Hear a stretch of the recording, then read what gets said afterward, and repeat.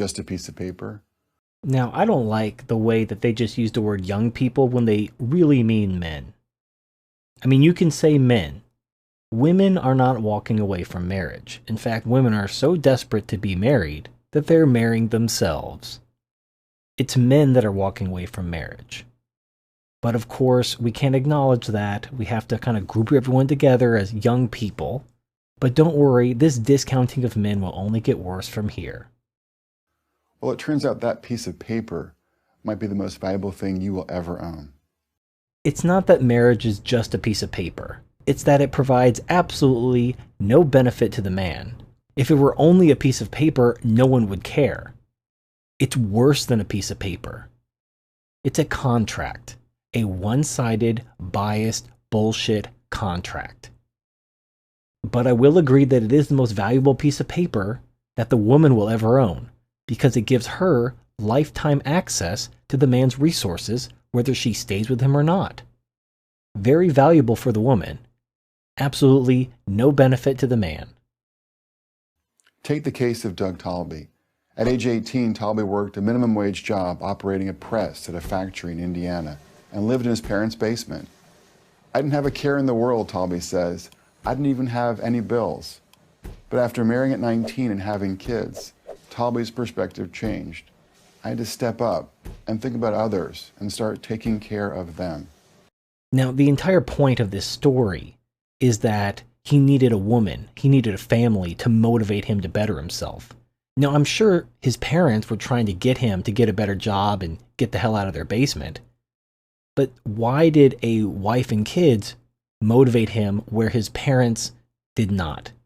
And the answer is, his parents did not have the power to take him to court and rip his wallet out of his asshole, the way that a woman can. If a man knocks a girl up and decides to marry her, he is completely and utterly fucked. Now she can destroy his life in a way that no other person can. Talby quit his factory job and joined the Army, where he made significantly more money and received housing and health care paid for by the military. Whenever he saw a chance at promotion, he pursued it. It meant more money and benefits for himself and his family. Recently, in a bid to further boost his family's income, he left the Army to work as a finance manager at a car dealership. He's now pulling in 6 figures. Men who see no need to marry, or who are reluctant to marry until they make more money, could benefit from Talby's discovery.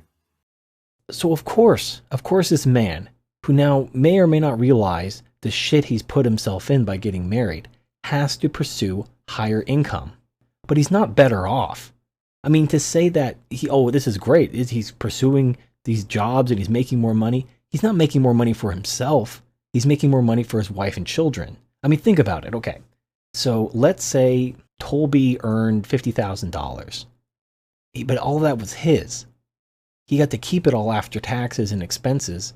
He got to keep all that money and live whatever lifestyle he wanted. Now with a wife and kids, yeah, maybe he's earning $100,000. So what? He's giving at least half of it to his wife. Probably another 25-30% to his kids. The rest is his, I guess, but he's not better off. He was better off before, when all that money was his. I mean, if you only earn 20-something% more, but you have to split it 2, 3, 4, 5 ways, you're not better off individually. You're worse off. Marriage has a transformative effect on the behavior, emotional health, and financial well-being of adults, especially men. Men who get married work harder and more strategically and earn more money than their single peers from similar backgrounds. Marriage also transforms men's social world. They spend less time with friends and more time with family. They go to bars less and to church more. You now have to work harder. You have to work a second job, especially, if you have lots of kids you can't afford.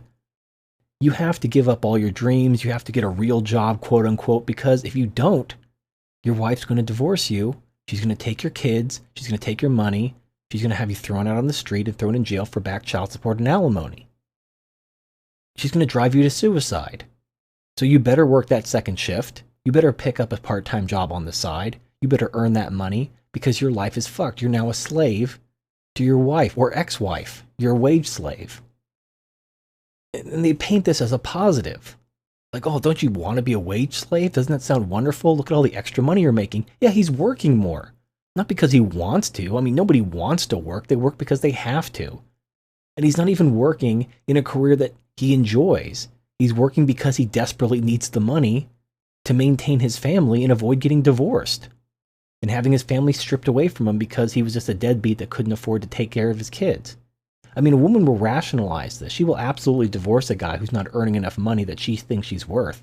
Take his kids away, put him on child support, watch him get thrown out of his house, live out on the streets, and then throw him in jail for back child support. You don't think that happens? Married men work about 400 hours more per year than single men with equivalent backgrounds.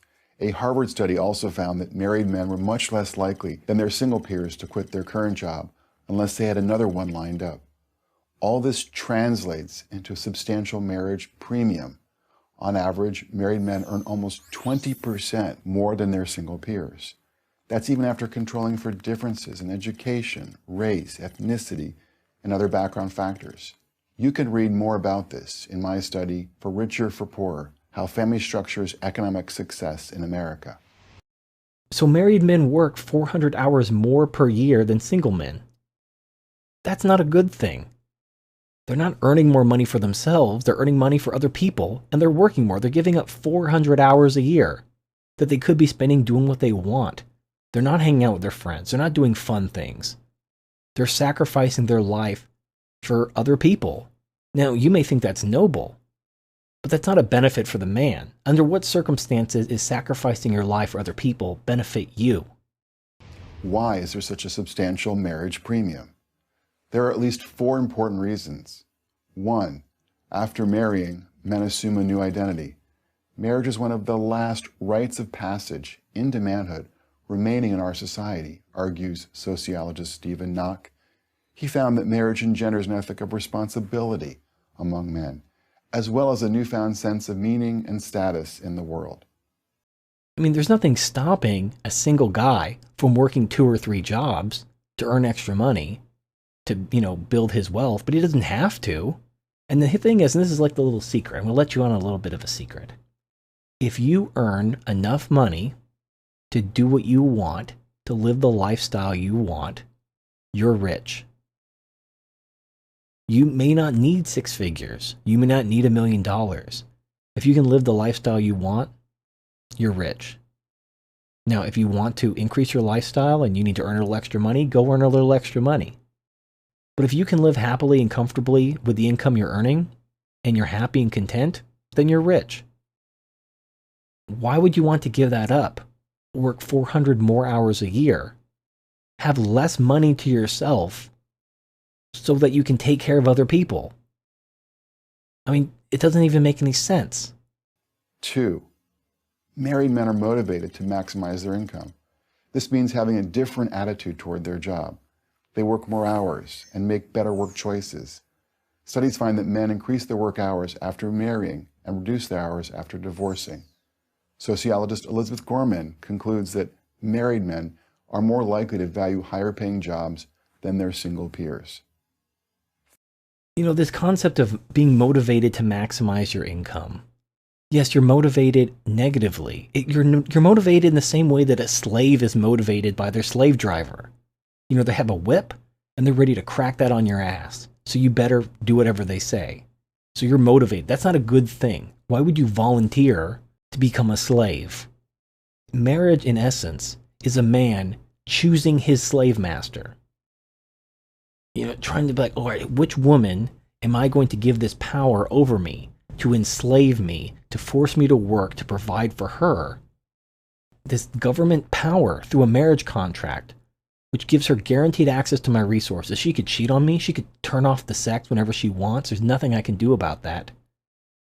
But then if she decides to leave for any or no reason, she gets the kids. She gets at least half your stuff. A lot of states will actually give her more than half. Just because, she's a stay-at-home, she deserves even more of your money. Why not? She has a vagina, that's all that matters. And if you can't afford it, if you can't afford to maintain a meager standard of living after she makes off with all your stuff and your kids and puts you on child support, who cares? You could go to jail, or you could live out of your car, or you could move back into your parents' basement. Aren't you glad you got married? You got married so you wouldn't have to live in your parents' basement. Oh, and then your wife left you and you're moving back into your parents' basement because you can't afford to live alone because all your money's going to your ex-wife. What a wonderful rite of passage. 3. There is evidence that employers prefer and promote men who are married. Married men are often seen as more responsible and dedicated workers and are rewarded with more opportunities to advance. Now, I don't doubt that employers prefer married men.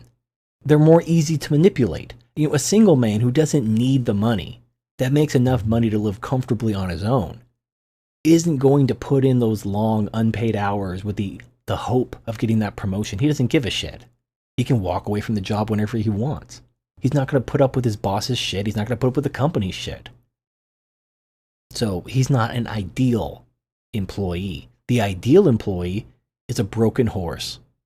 A broken horse who will do what he's told. Again, is this a good thing? Is it a good thing to give a woman this kind of power over you, to break your spirit so that you're even easier to manipulate out in the rest of the world by other people? 4th and finally, married men benefit from the advice and encouragement of their wives, who have an obvious interest in their success. There is no better motivator than your spouse. Saying that married men benefit from the advice and encouragement of their wives is a very nice way of saying that wives nag their husband. It's kind of ironic. When a man wants to do something, if a man sees that something needs to get done, he just does it. If he sees, something in the house needs to be fixed, he'll fix it.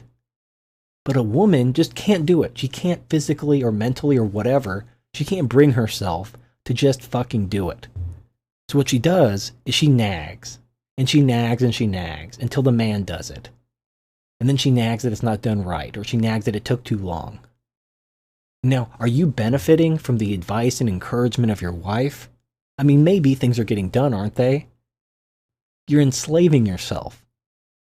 You're giving a woman power over your life, over your income.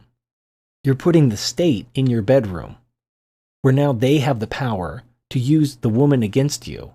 The woman can destroy your life, and the government will be right there to enforce it. Why would you do that to yourself? Are you that unmotivated that you need a slave master to get you to get up and make something of yourself? Marriage is a clear path to a better life. It always has been. And now we have plenty of data to confirm it. But if you still don't believe me, just ask Doug Talby and millions like him. But in closing, if you want to talk to someone, don't talk to Doug Talby, who found the motivation to get a better job by getting married and having a gun pointed to him. Talk to the men in MGTOW, who've had their wallets ripped out of their ass in family court. Go to the graves of the men who killed themselves after they were unemployed and couldn't afford child support and faced jail. Talk to those men about how wonderful marriage is, how it really just helped them get a hold on their life and make their lives better. Ask them about the hundreds of hours they work extra each year to avoid going to prison because they owe so much child support or alimony and they got to move in with their parents. Go talk to them about how wonderful marriage was. You know what makes you happy. If you're happy, you don't need to make 6 figures to be rich if you're happy and content with your life, if you're doing what you want.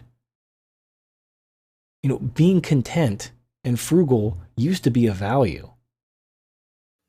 I'm Brad Wilcox, Associate Professor of Sociology at the University of Virginia for Prager University. The gynocentrism is everywhere. It seems there's this doublethink, there's this blind spot. People who otherwise understand economics, otherwise understand how important freedom is. When it comes to women, I don't know what it is, their sex drive, their dominance instinct, I don't know. But they have this blind spot, and they just latch onto that gynocentrism anyway, despite supposedly being anti-feminist. You have feminism and you have traditionalism, and they're two sides of the same coin of gynocentrism. Both of them want men to sacrifice themselves for them. Feminists want men to sacrifice themselves for women, and traditionalists want men to sacrifice themselves for society. I'm not asking you to sacrifice yourself. So anyway, this is Turd Flinging Monkey. Thank you for watching, and I'll see you next time.